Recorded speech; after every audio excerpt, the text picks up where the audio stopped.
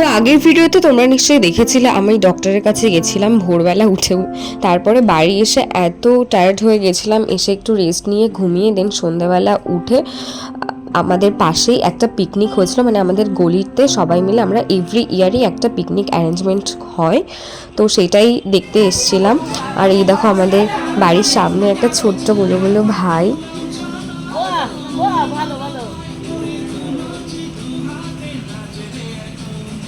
তো পিকনিকের স্টার্টার হিসেবে ছিল চিকেন পকোড়া, যেটা খেতে দুর্দান্ত হয়েছিল, আর কফি।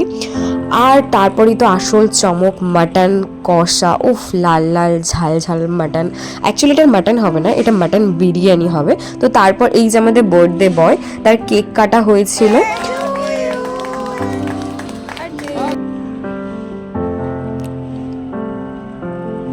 তো কেক কাটার পর আমরা সবাই মিলে একটা প্রোগ্রাম মতো করেছিলাম, মানে সবাই বারে বারে গান করছিল। আর এই বোনটা দেখো কত সুন্দর গান গায়।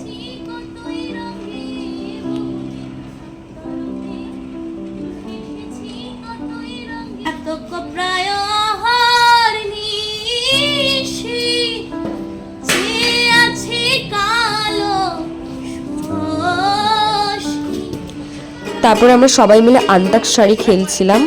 আন্তাক্ষরী খেলার পর অ্যাট লাস্ট আমরা রাতে ডিনার করতে বসে গেছি। আর ডিনারে ছিল মাটন বিরিয়ানি, আহা।